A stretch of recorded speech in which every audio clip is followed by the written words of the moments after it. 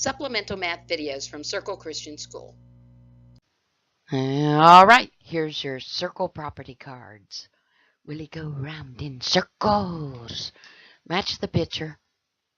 That is the drawing and the given and what you have to find with a circle property to set up the algebra.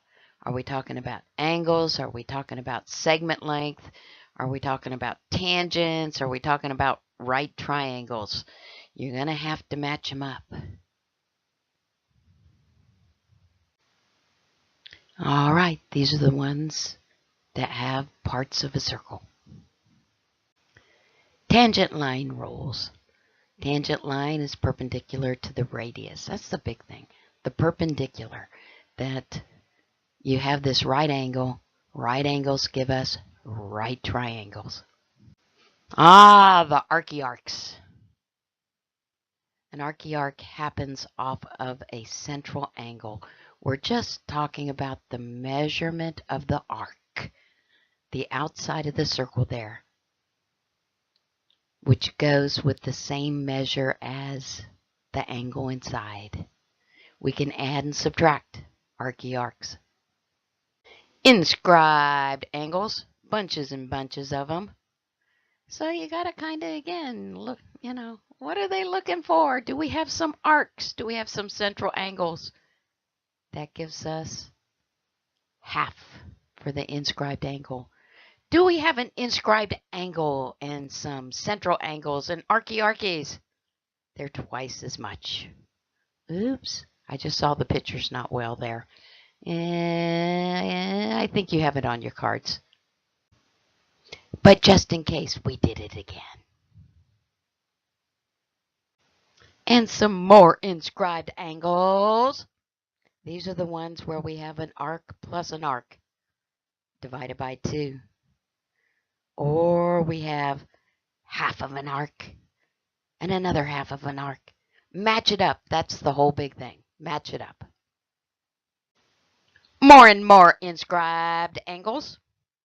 These are when we have lines that pretty much go through the circle here. These little secants. And it's really about big arc minus small arc divided by 2. Match it up. Match it up. Take a look at your card there. Take a look at the problem. Hey, they match up. I can use this property to set up my algebra. Actually, that was backwards. Take a look at the figure. Match it to the property. There we go. And, of course, we have to have one more inscribed thing being in a polygon. The hypotenuse of a right triangle in a circle is the diameter. So now we have this cool right triangle thing going on. This is the one where I told you about my son and what he had to do with those power supplies. 2 right triangles in any circle will give you the center of that circle. And then if we have a quadrilateral, the opposite angles will always equal 180 degrees. Segment length, this is the new one. So if we have 2 segments inside there, we're going to take AE and times it to EB equals DE equals CE. But if we have a little bit of stuff going on the outside here, and again, this is ruler measurement, not angle measurement, but ruler measurement. And you just need to match it up. If you match it, your problem with one of these 3 here in 10.6, you can set up the algebra. So AE equals A to B. And EC equals E to D.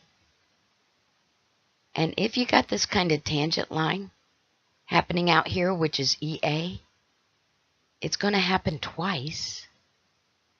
And that would equal EC times the total. ED. Match it up.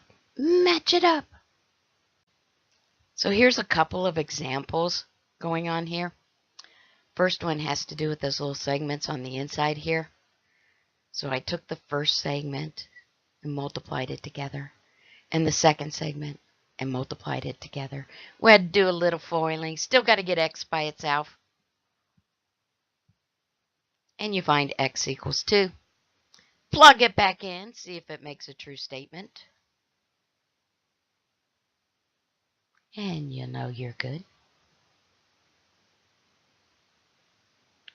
The next one is, here we have these segments that have a little bit going on the outside here, meeting at a common point. But again, we're looking for a ruler length, not angles. So we have to take the little part here and multiply it to the whole part, which is 4 plus 5. And we have to take the little part on the outside and multiply it to the whole part. Got to be careful here, because it's 3 plus x. And we just do the math and we go solve for x. Yay! Plugging it back in. Says we're right. And on the last card here, when we have this kind of tangent line happening on the circle and we have to find some measurements here, it's the little part there squared equals the x there plus times the whole, which is x plus 8. And it gives us this ugly quadratic equation, which the beauty is that as long as you know the quadratic formula, you can default to the quadratic formula for this quadratic equation. You always have to identify what is A, what is B, what is C, and then you need to make a template. Negative b plus or minus square root of b squared minus 4x all over 2c all over 2c. What this does is it gives you real numbers, and you're just going to do real math. The fraction up in front is the first part of your answer. Then it's going to be plus minus. Whatever it is you have to do with the radical and simplifying that radical. Now these are just the cards, so I just gave you examples of what happens on the cards and with 10.6.